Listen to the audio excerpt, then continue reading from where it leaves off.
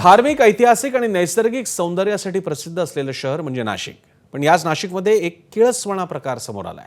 Child pornography संदर्भात नाशिकमधील काही सोशल मीडिया प्रोफाईल्स रडारावर आली आहेत. या प्रकरणाची नाशिक सायबर पोलिसांकडून गंभीर दखल घेण्यात आली आहे. काय आहे हे प्रकरण पाहूया.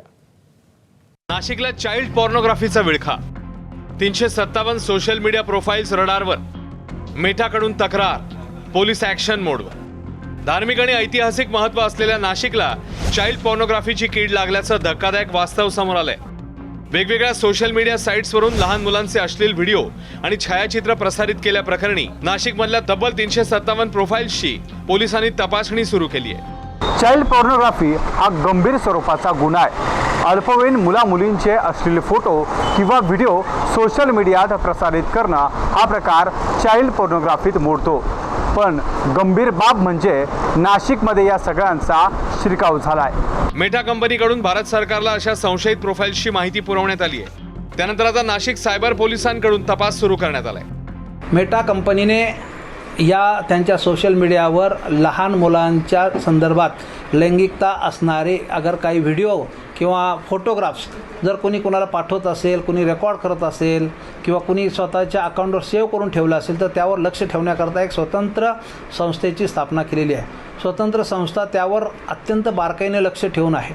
आणि ही संस्था काय करते की तुमच्या या सोशल मीडिया अकाउंटवरून असले काही अश्लीलतापूर्ण जर लहान मुलांच्या बाबतीतले काही व्हिडिओ असतील किंवा फोटो असतील ते जर तुम्ही फॉरवर्ड केले किंवा सेव्ह केले किंवा शूटिंग केलं तर त्याची नोंद तिथे घेतली जाते. सध्या अशी तब्बल 357 प्रोफाईल्स नाशिक सायबर पोलिसांच्या रडारवर आहेत. या प्रोफाईल्सची माहिती तपासली जाते. असे व्हिडिओ पाहणारे, प्रसारित करणारे, तयार करणारे अशा सर्व लोकांची माहिती आपल्याला विविध कंपन्यांकडून ज्या व्हॉट्सॲप असेल, आपलं इन्स्टा असेल किंवा कोणती जी कंपनी समाज माध्यमाची कंपन्या ज्या आहेत त्यांच्याकडून आपल्याला प्राप्त होते.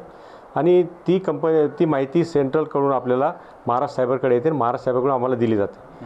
त्यानंतर आम्ही सदर कंपन्यांकडून पत्रव्यवहार करून, ईमेल करून त्यांनी हा व्हिडिओ कोणी प्रसारित केला, कोणी पाहिला त्याच्याबद्दल आम्ही माहिती प्राप्त करतो.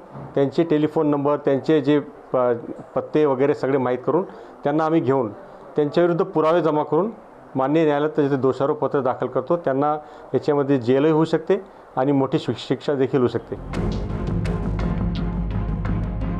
त्यामुळे अशी कोणतीही प्रकारची लहान मुलांची फोटो किंवा व्हिडिओ सोशल मीडियावर टाकू नये किंवा पोस्ट करू नये असं आवाहन सायबर पोलिसांकडून केलं जात आहे. मात्र या प्रकरणाची व्याप्ती नेमकी किती आहे हे सायबर पोलिसांच्या तपासातून समोर येईलच. शुभम बोडके, एबीपी माझा, नाशिक. एबीपी माझा, उघडा डोळे बघा नीट.